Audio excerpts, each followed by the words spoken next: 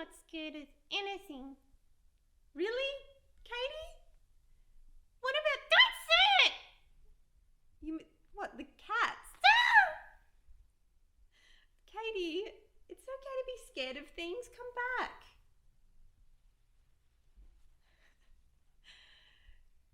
We need to read our next book. Are you okay? All right.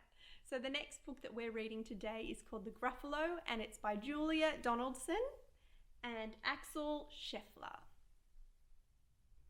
The Gruffalo's Child by Julia Donaldson and illustrated by Axel Scheffler.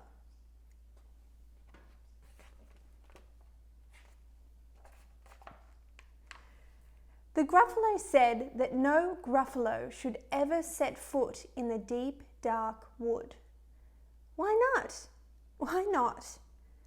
Because if you do, the big bad mouse will be after you. I met him once, said the Gruffalo. I met him a long, long time ago. What does he look like? Tell us, Dad.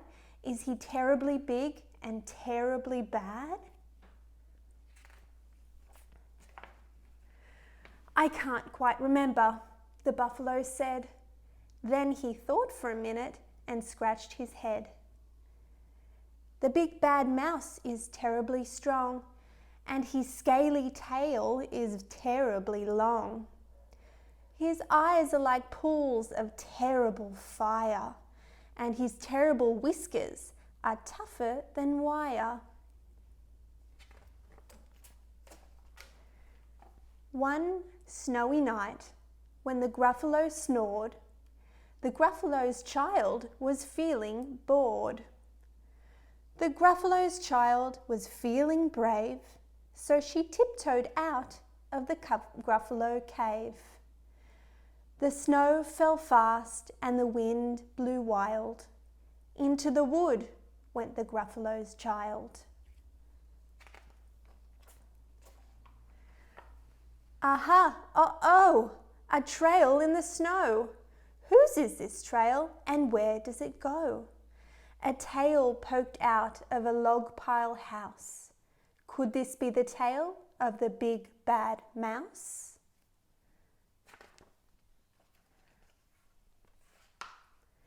Out slid the creature, his eyes were small, and he didn't have whiskers, no, none at all. You're not the mouse. Not I, said the snake. He's down by the lake, eating Gruffalo cake. The snow fell fast and the wind blew wild. I'm not scared, said the Gruffalo's child. Aha, oh-ho, marks in the snow. Whose are these claw marks? Where do they go? Two eyes gleamed out of the treetop house. Could these be the eyes of the big bad mouse?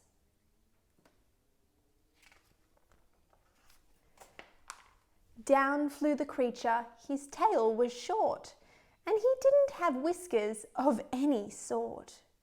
You're not the mouse, to-hoo, not I, but he's somewhere nearby, eating Gruffalo pie. The snow fell fast and the wind blew wild. I'm not scared, said the Gruffalo's child. Aha, oh-ho, a track in the snow. Whose is this track and where does it go? Whiskers at last and an underground house.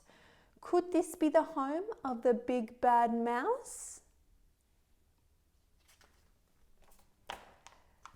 Out slunk the creature, his eyes weren't fiery, his tail wasn't scaly, his whiskers weren't wiry. You're not the mouse. Oh no, not me. He's under a tree, drinking Gruffalo tea.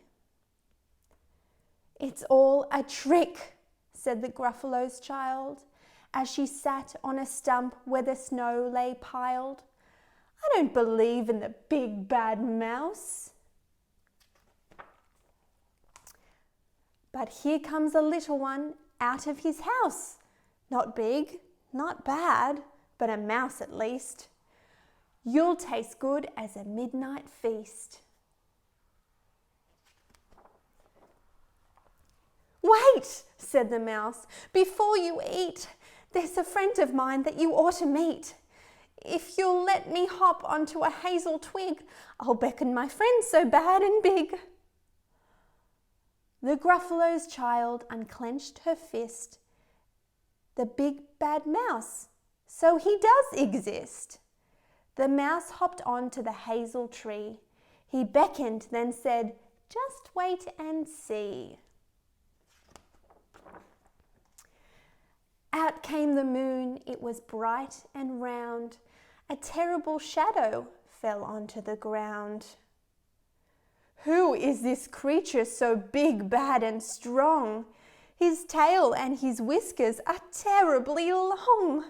His eyes are enormous, and over his shoulder he carries a nut as big as a boulder. The footprints led to the Gruffalo cave, where the Gruffalo's child was a bit less brave.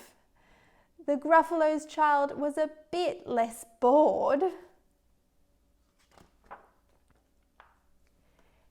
And the Gruffalo snored and snored and snored. The end.